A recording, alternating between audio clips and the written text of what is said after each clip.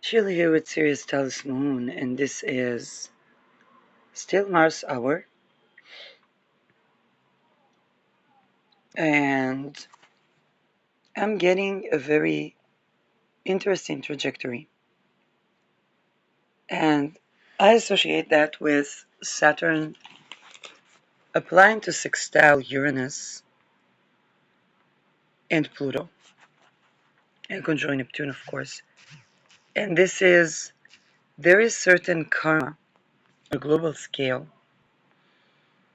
for the rebellion. And particularly, I'm getting that around money, work, income, housing. It's around the rebellion that people didn't rebel.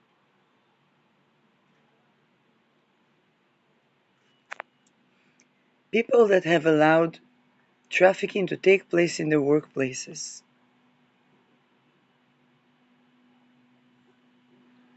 And did not speak up and blamed it on the victim and allowed people to disappear.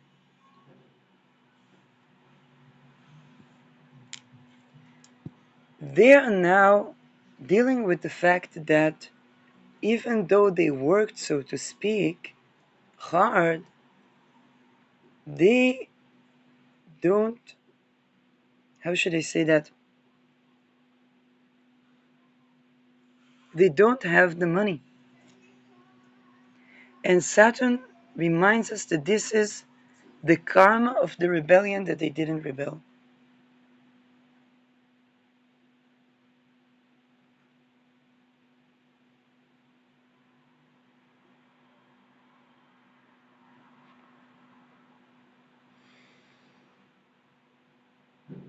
And this one is about, it's not about married families, very likely not that, but the young people, the single young people,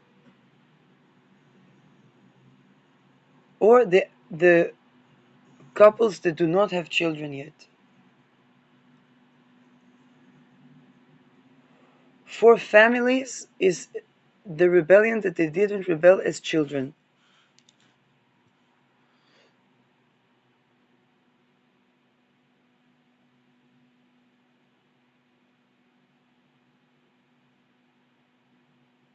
But this is not for the people that just couldn't rebel.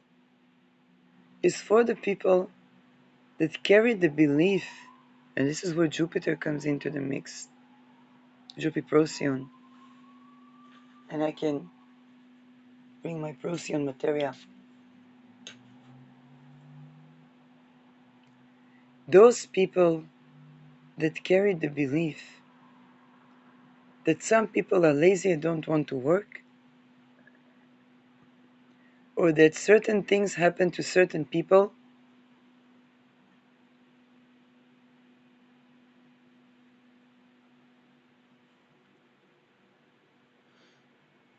then,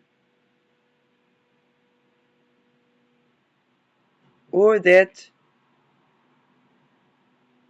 certain people are an option that one can trade,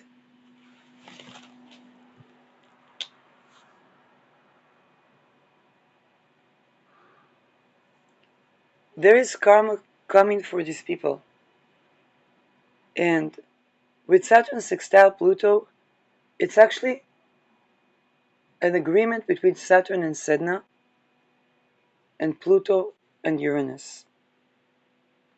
Now, some people have tried to make people be dependent on them, I'm sorry, to traffic people, or to have the people dependent on them financially, even in relationship setting. And they try to delay teeth treatment for people, mainly women,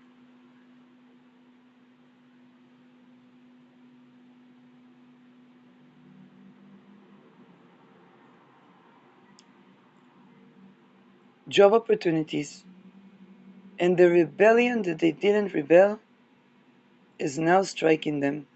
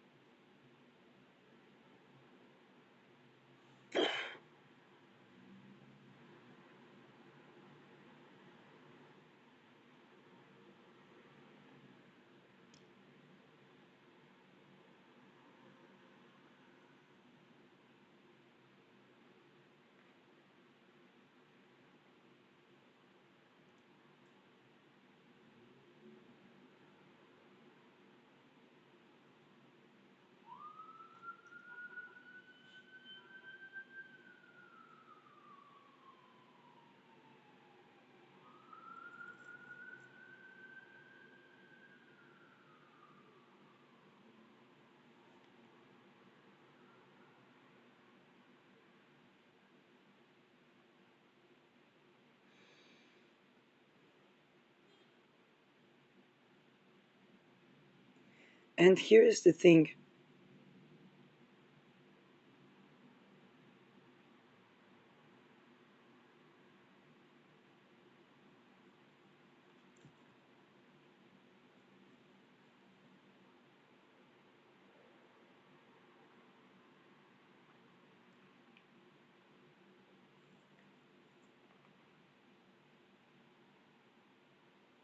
That in one way or another, the certain people that are going to have to correct their path because of the rebellion that they didn't rebel. And I'm not talking about what they couldn't do. Okay, and this is important. Right now, it's about beliefs. People that thought somebody owed them sex. People that thought somebody is lazy and doesn't want to work. This is going to be the most painful two parts. One, people that thought that somebody owes them sex. This one is going to be particularly painful, okay? Because particularly if they try to make someone in financial debt believing that they would, okay? Later they complain about gold diggers. That's so, because here they already combined the belief that somebody owes them sex with crimes against humanity, which is basically attempting to put a person in a situation where they would be trafficked.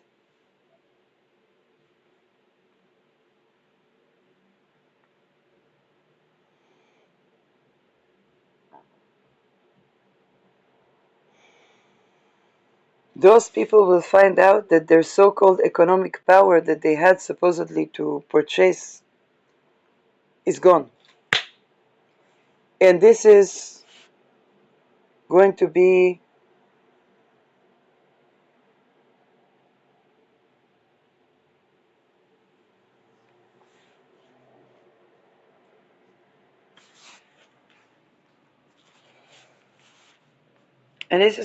a blessing for them, because to regain the money, they will need to rebel the rebellion that they didn't rebel. If this was human trafficker, he would need to fight for sexual sovereignty, regardless of gender. And I'm not saying that they will be, and here I want to accentuate that. I'm not saying they will be raped. I'm not saying they will be trafficked. Okay? I also don't support that. I'm just saying that they will have to create the timeline where people are not trafficked, where people are not brought into situations of debt, where people are not subjugated. Because they will have, and this would be the correcting of the timeline. If they don't do this, I don't know what will happen to them, and I'm not going to even try to delineate that, because to me it goes along things that I'm just not on that trajectory, not on that timeline, so I don't see myself for giving those such delineations. Okay.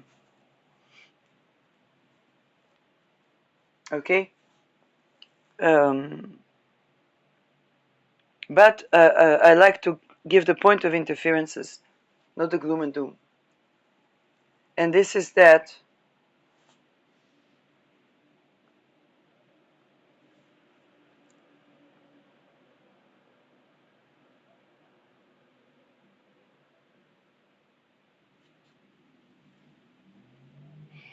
those people,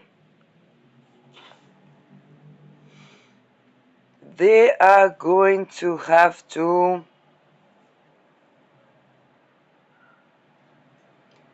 deal with the trajectory so harsh if they don't correct their belief that it is right to traffic people, or that somebody owes them sex, or that somebody is lazy and doesn't want to work.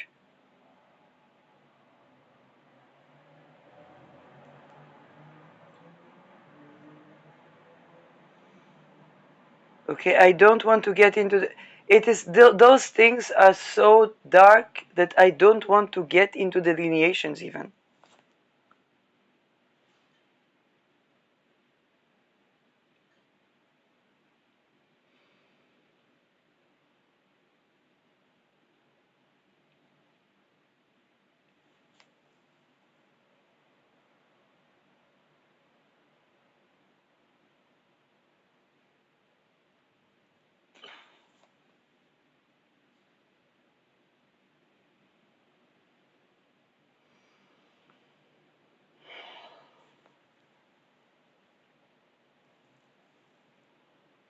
I want to talk about the good things. The good things is that certain people will start rebelling the rebellion that they didn't rebel. And this is where what we call repent and compassion. And I also want to point another thing. It's still associated with the cycle of eclipses that was in 2023 that had to do with Nineveh. And the story of Nineveh was that eventually Nineveh repented and wasn't punished. Okay? So I want to set it in that trajectory. Okay? Because, and Saturn is sextiling Sedna and Uranus. It means both that people have more opportunity to easily tap into the sextile and more easily adjust and correct their beliefs. I will even meditate on what are the beliefs that I need to correct. For example, I thought that there are such, because I listen to ladies, then I thought that there are such working ladies that they're just working ladies and they just defend themselves. And I said, okay, I'm a sexual alien. But then I looked into you know, studying of embodied sexuality and so on. And I'm like, well, how does it work with the sexual health? And I began to ask you. Now, I didn't want to discredit these women, and and then it got to the point that those women began to reveal things that later I confronted them, and they blocked me.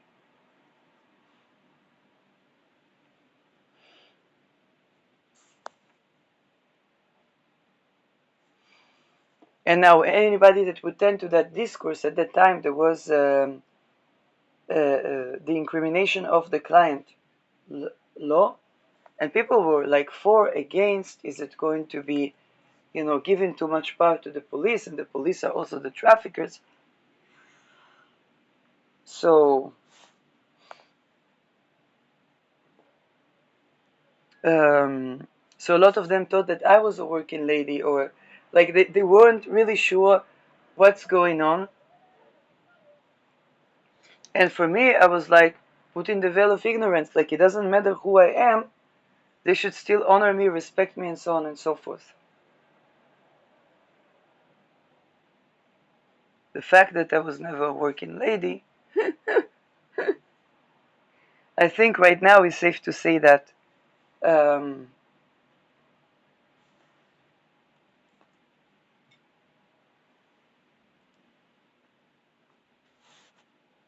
and if anybody was exposed to me being taped without my knowledge, first of all, they would see me masturbating for the most, and secondly, it is participating in rape. Which means that the karma for the rebellion that they did not rebel will ensue.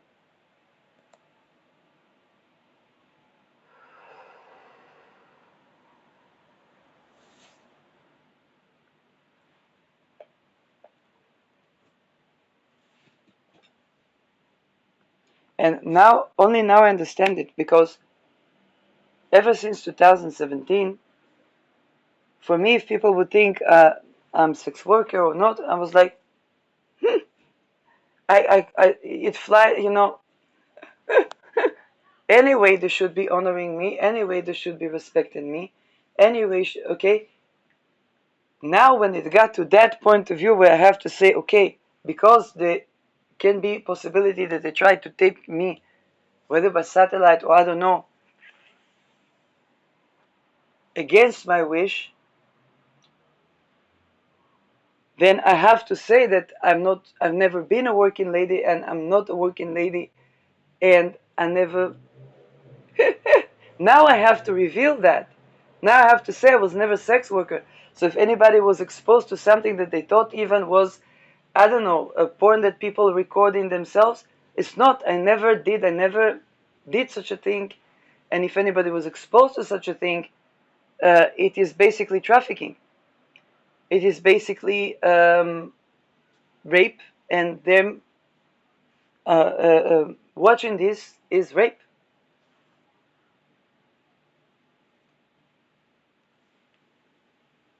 Now,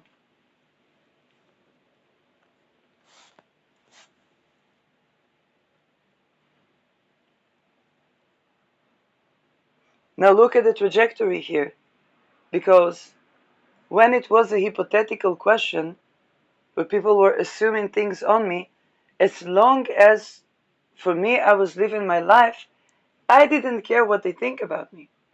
And for the veil of ignorance, it doesn't matter. Okay, they should either way honor me. My yes, no, and maybe as sacred. Then I looked into embodiment and I had those embarrassing questions. I didn't want to violate rights of or boundaries of for no women that were working ladies. But I was like, okay, what with embodiment, with the water, with and I also didn't want to be this person that is like, bickering at things. But now that it got so much so that it's possible that I was recorded in my own bedroom, unbeknownst to me, naturally without any consent, which is also why I didn't water, because it was like something was not something in for me anymore.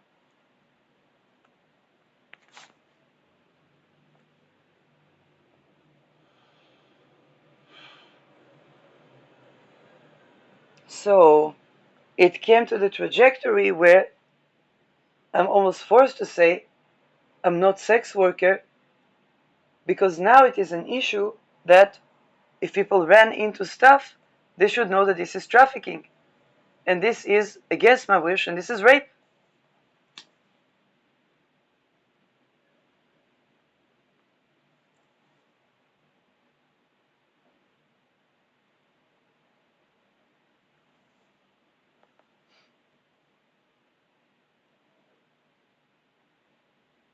So this probably sets a trajectory where all the people that assume that I'm whatever they wanted to assume about me were wrong. But not only that, that it's not just for me, it's for any woman that they see under category of what they think is porn, even ethical porn, even feminist porn.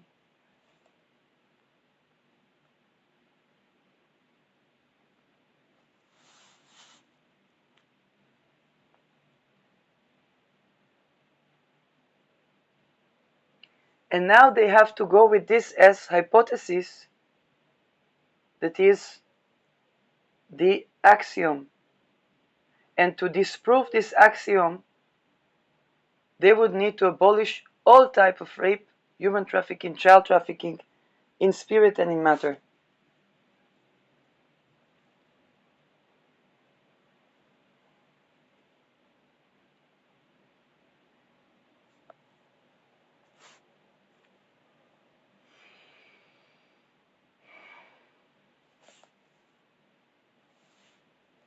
What would we say about the society that, of the parts of the society that consciously went about trying to limit my ability to make income? Because of this veil of ignorance, where people assumed I'm working lady, I have undergone a lot of the patterns of women that try to step away from trafficking, being trafficked. And unbeknownst to me, They deal with stigma, they deal with this. Now, I didn't know all these things.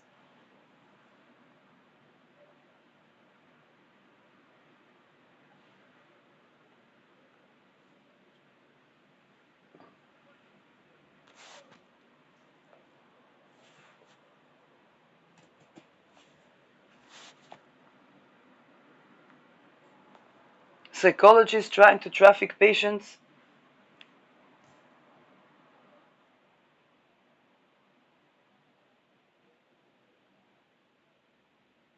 Attempting to take from them any assistance, housing, support, any attempt to come out of whether it's income-based housing or any such, anything that assists them to heal themselves.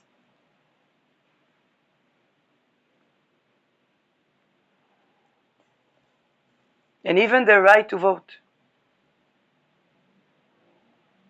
With the bureaucratic mess, it also meant that I was not able to vote in elections.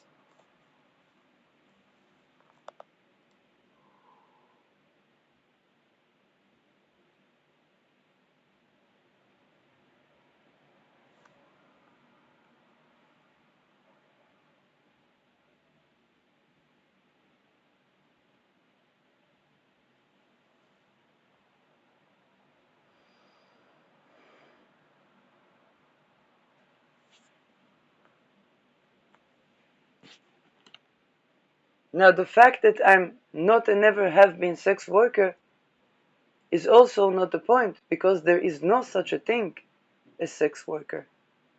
It's all trafficking.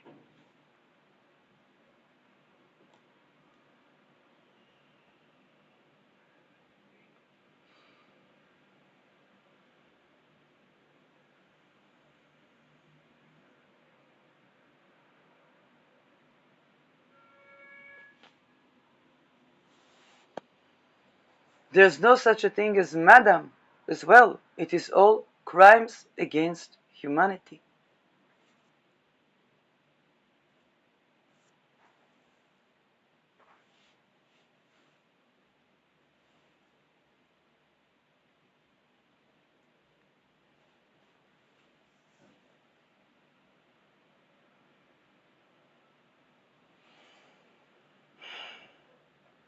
They didn't manage to get me to date men, so they tried to fill me in my own bedroom.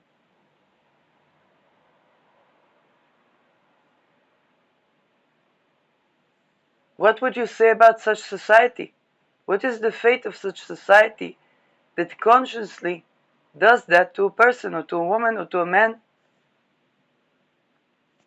Some of them are into men, boys, gay porn, I don't know.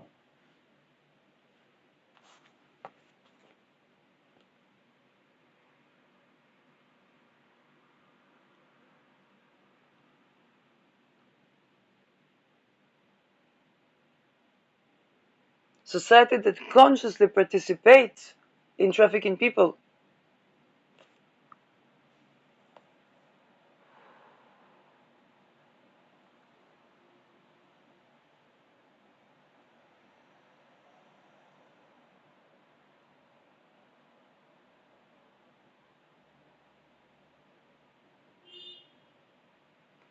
Why? Because I was not participating in their trafficking, mafia, cult-like, Nazi occultism inspired practices, personality cults.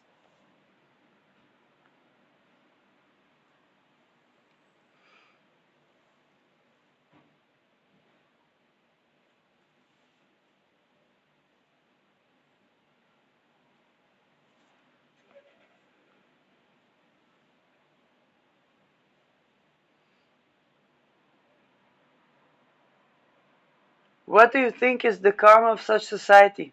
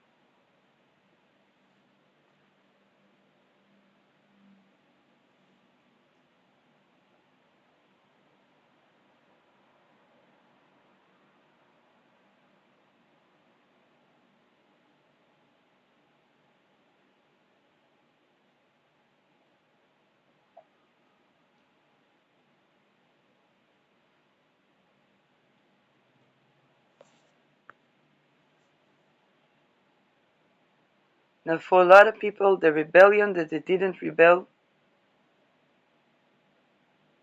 is now becoming more evident.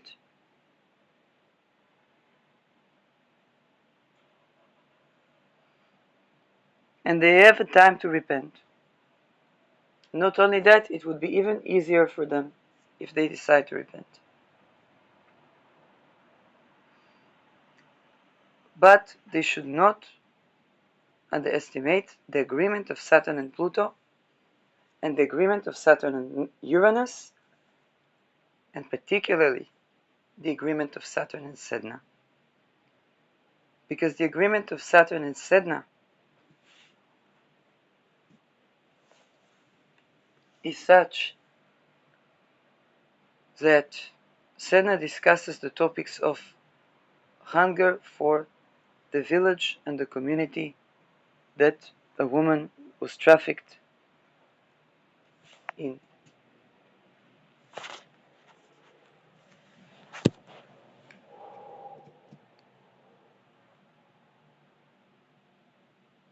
Particularly because they saw her as a woman that doesn't want to marry anyone. And they were okay with trafficking her.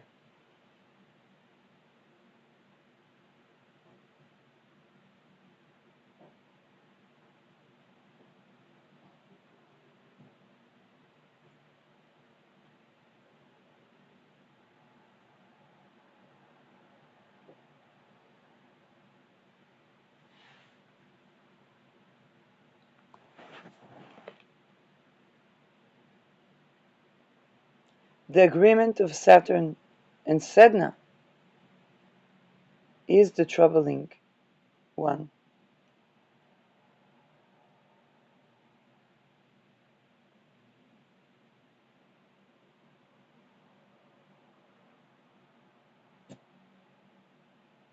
And those that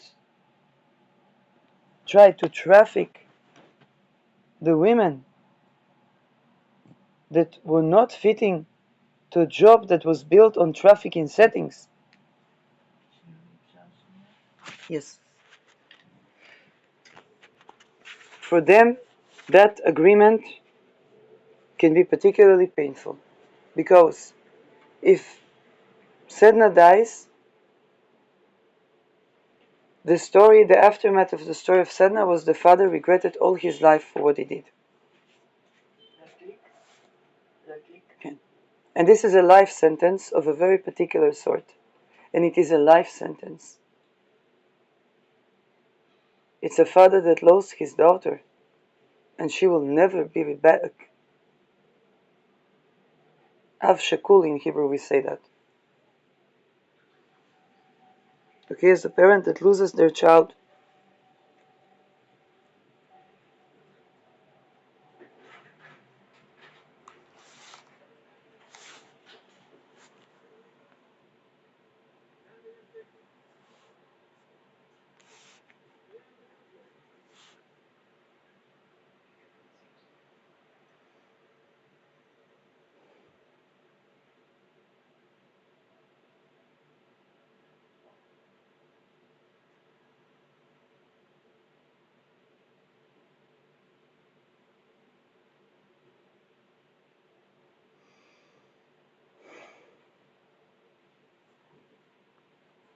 it's a life sentence that nobody can take away.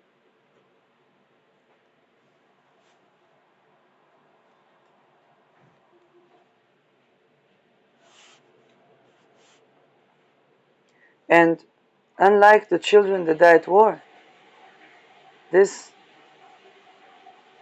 figure, okay, cannot blame anyone but himself for the death of his child. He was the one that tried to trade his child for demonic power,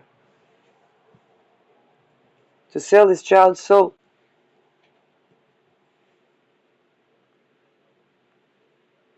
And not only did he not end up having the power, he brought hunger on his entire community.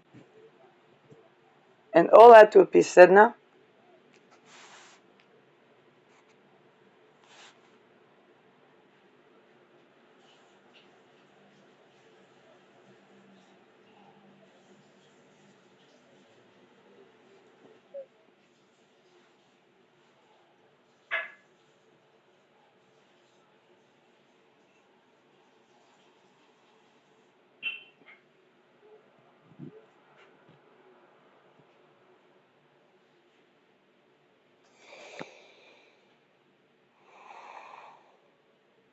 and none of them would have food unless the evil died.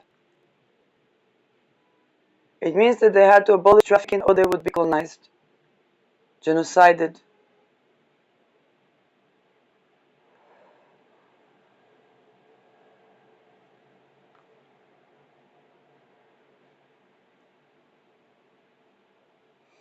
But the good news is that it's within the eclipse cycle where Nineveh repented. And what is needed to be done to repent?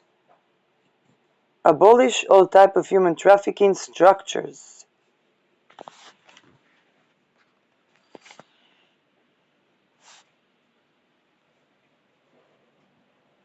And that has to do with the labor revolution.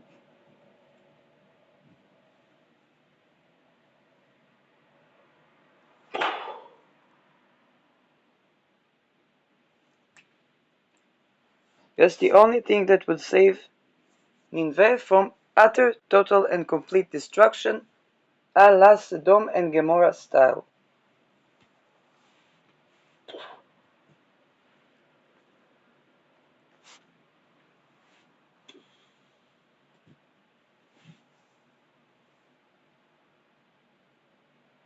But I want to also say the ones that are those that are not corrupt,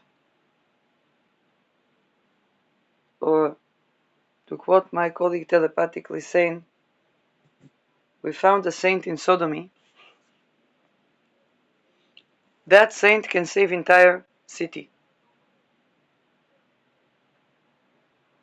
That person that does not go along with trafficking trajectories, maybe this is why I was in Kiryat Gat, I don't know, and exposed and resisted the trafficking that's going on there.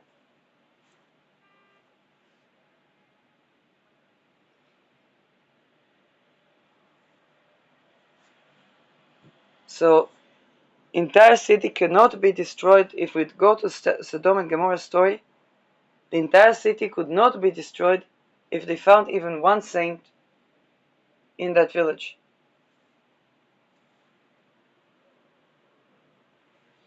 Why? Because that saint need to be safe. So those two things are operating in favor.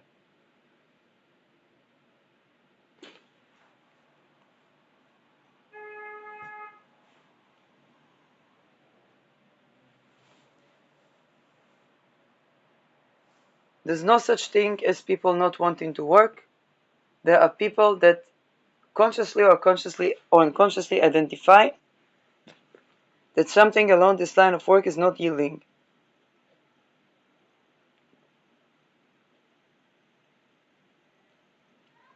And that usually means slavery, subjugation timeline, trafficking timelines.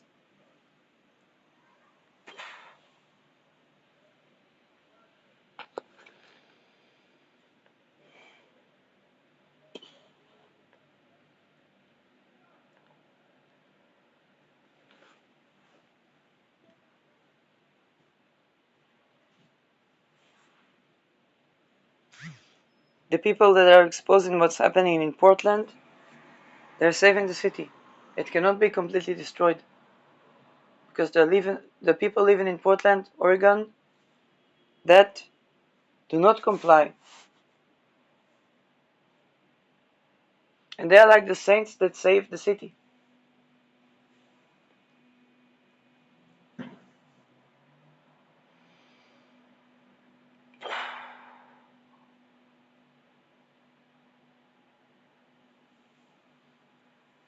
Because before an act such as utter, total, and complete destruction happens,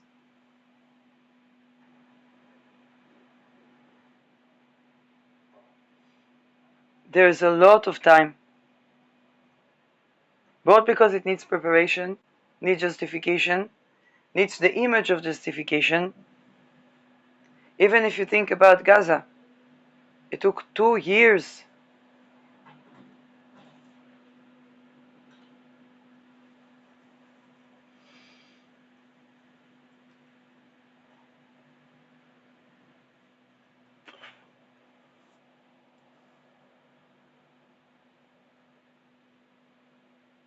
And then what we see for the people that come back to Gaza? Ladies that are trafficked. Young boys that are doing the double.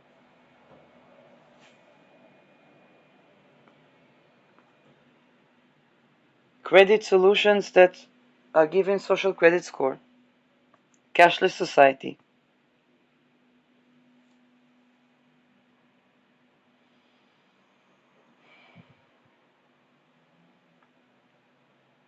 So how did they get to genocide Gaza? Not without the trafficking.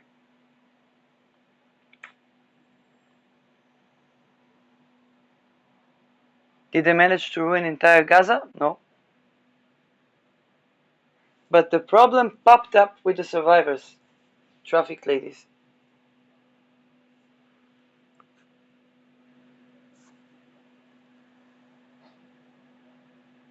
Sadness stories.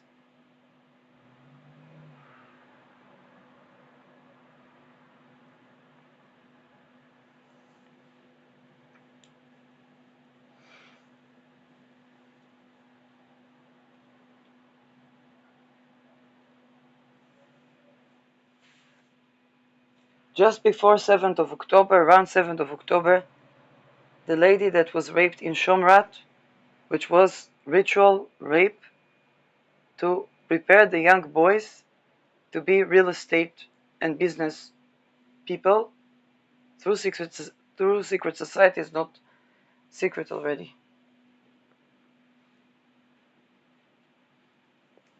And those people that raped her, they did grow to be probably amongst those who prepared 7th October. And she committed suicide just before the invasion, or just around the time of the invasion. She tried all her life to heal. She had children, but she could not anymore.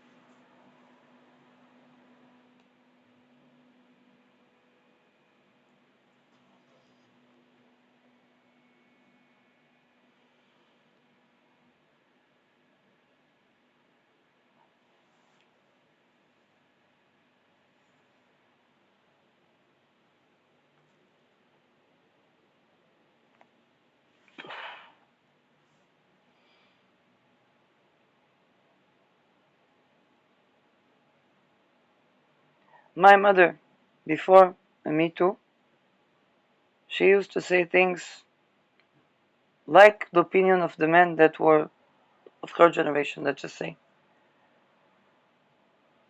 And then at the time, I had to cut contact with my mom for 2 years.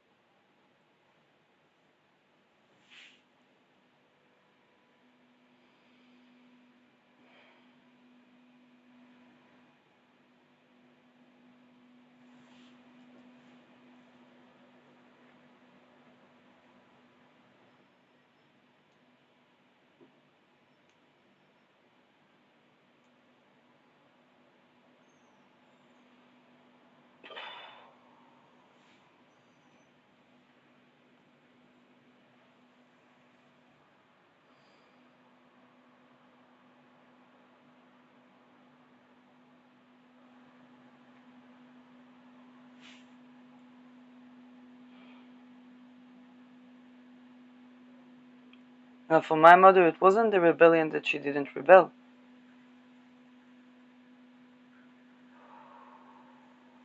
But she definitely needed to correct her thought patterns so that she will be able to be in contact with her daughter that is recovering from trafficking timelines in academia.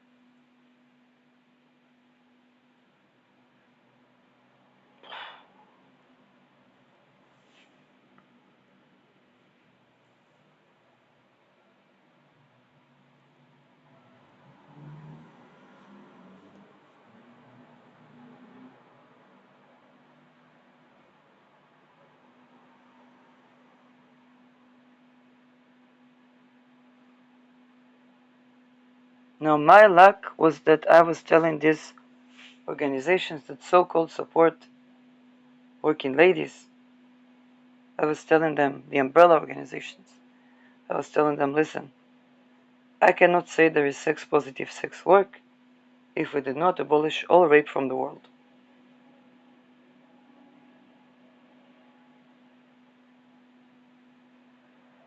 It was my luck, because otherwise I would have had to fix this thought pattern too.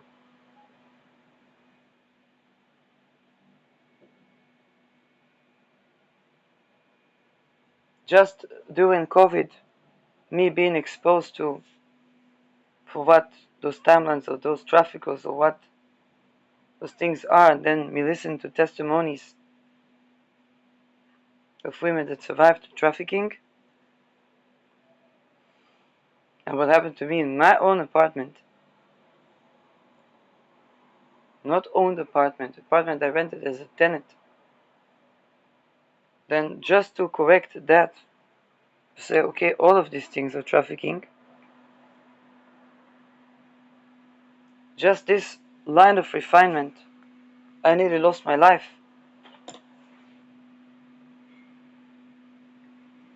And the connection to the funding of countries and false flags that are basically ending up as world wars.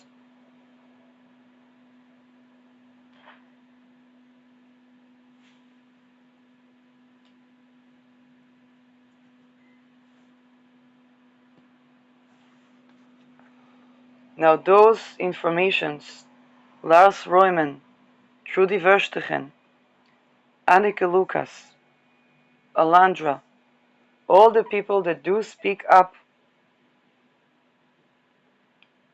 they're not arriving now for no reason.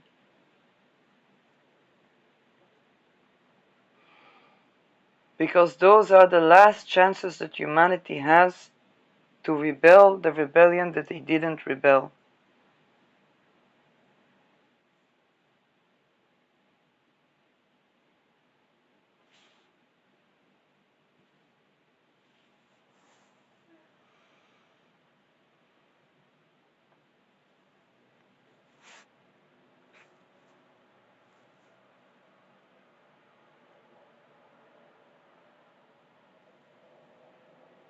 Most of the people are not with us because they were not accommodated in terms of the structure of workplaces, of housing, of cities, of villages, of religions, of traditions, of cultures.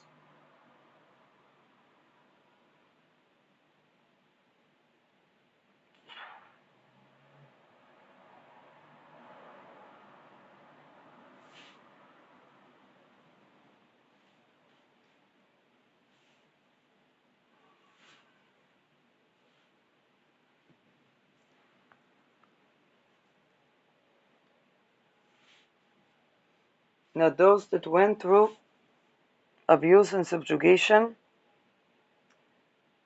very likely a part of the trajectory is to ask for more for themselves. Okay, for example, when I have been half Dutch, thought that, oh, one room apartment, I have bathroom of my own, shower of my own, just the douche.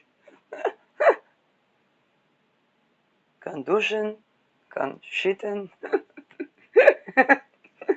Even a small oven, a toaster oven.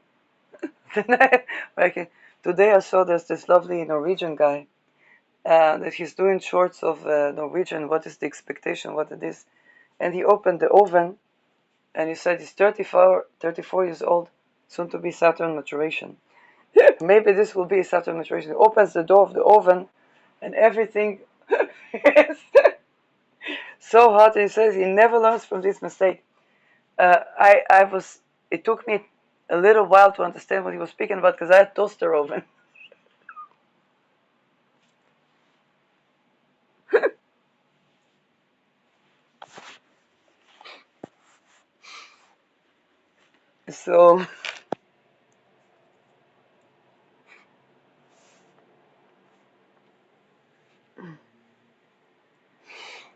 So I was coming from timeline where I thought that this was an apartment and I will never find more in Netherlands. Oh my god. I learned the hard way that no, paying the amount of rent for a bed in a hostel is not suffice. No, when someone travel, maybe, but when somebody is homeless, sleeping with two other nice ladies that all of us are snoring, even in the best cute hostel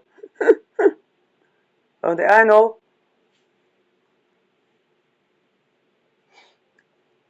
is not accommodation.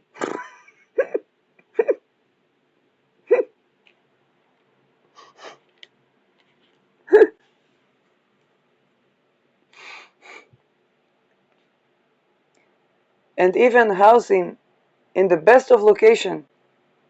No, because I was okay with one room in that we the Transformatorweg, that was a juvenile jail. They gave us each one room.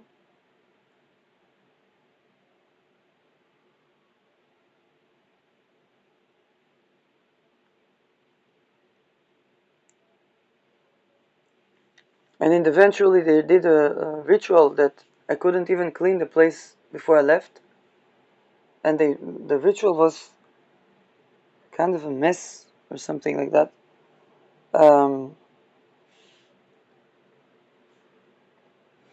I think they wanted me to do that at homes of people, but it was so weird. But this was yes, targeting. But for me, that prison cell that was turned into shelter was like, okay, this is my home now. I will make of it the best. I had someone that brought me frankincense. So I lit the frankincense, and there was this keychain with the shape of a house.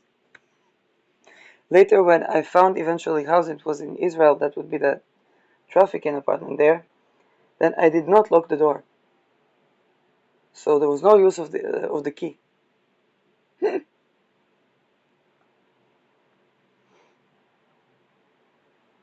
And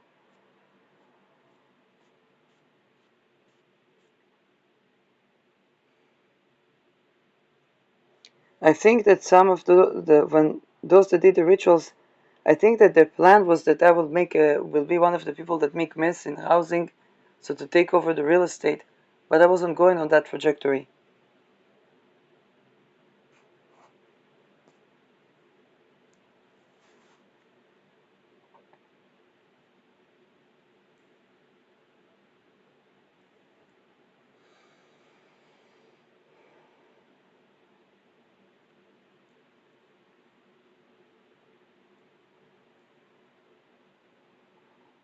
So yes, and when I found housing in like the best location and everything, then no, people that try to leverage the deal with trying to traffic the tenants is not real estate. In fact, it is beautiful ground for ruins.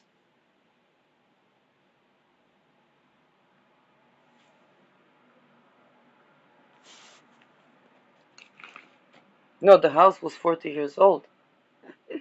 If I would shower, the neighbor from the door underneath me, she would say, okay, but she would have raindrops.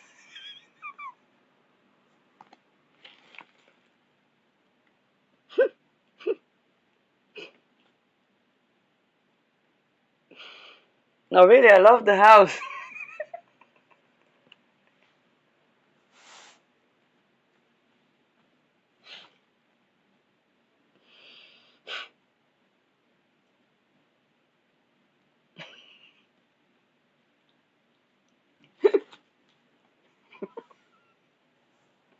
It needed renovation.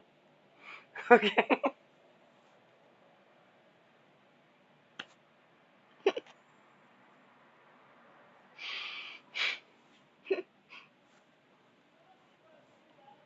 As a tenant, I don't complain, but if I would purchase that house, it would need renovation.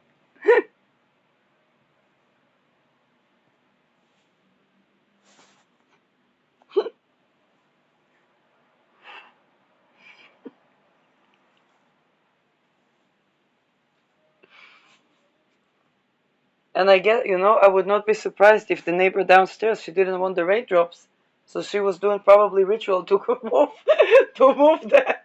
She can't say it.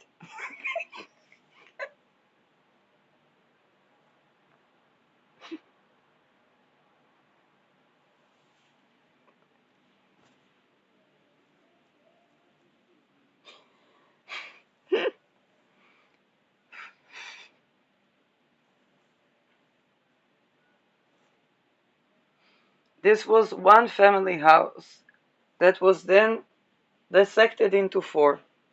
Now, relative to the city, it's a mansion. It's a unit. There's a living room, and the bedroom, and the kitchen, and the bath. Inconceivable. Yes, it's called an apartment. But people are not supposed to live in an apartment, they're supposed to live in housing. So they don't complain about the neighbors all the time.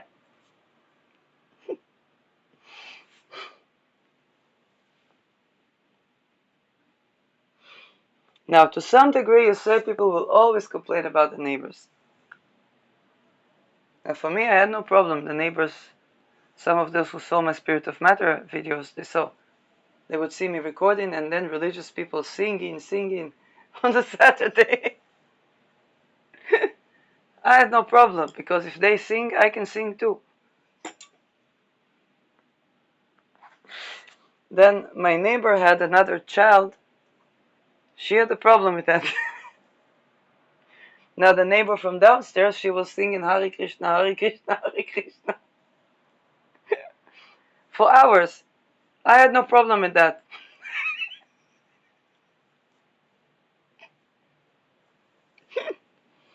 Now the money was coming in like a Swiss watch, and they wanted to leverage that deal. Needless to say, probably their fiscal situation.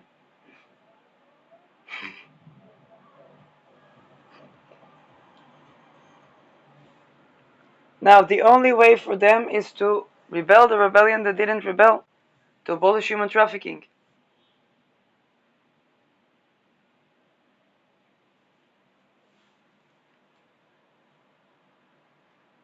Now for me it was obvious. I was not meant to live forever in a place where they don't rituals, so the people will not have a good life. So my neighbor had smoking problem. The other neighbor, Hare Krishna, Hare Krishna, Hare Krishna. Another woman with her child, they installed her electric car, so they installed it to the electricity of my neighbor by chance.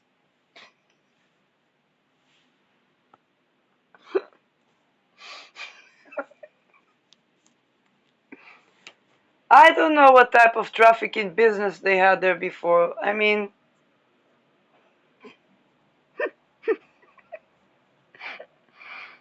but for me, you see Jordan 2 meters, Dead Sea, some nice view, some nice plot of land. I mean, it was a junkyard before I got there. Then the neighbor said, "Are you selling your property?" I said, "Why?" "We want to build in here." And I said, "It's not enough good for the ratio between buildings and yard."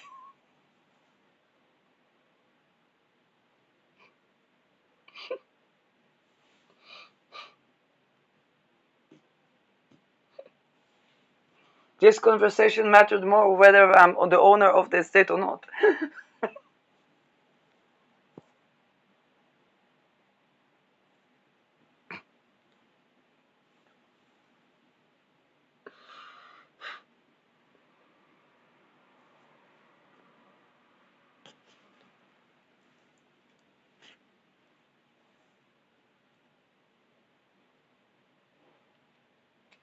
To try to convince the people that ecosystemic living is crunched up living.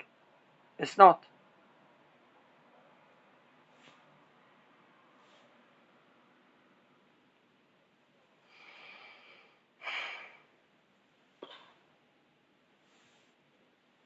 It's all the tricks and techniques that are all stemming from slavery and subjugation timeline and to perpetuate that.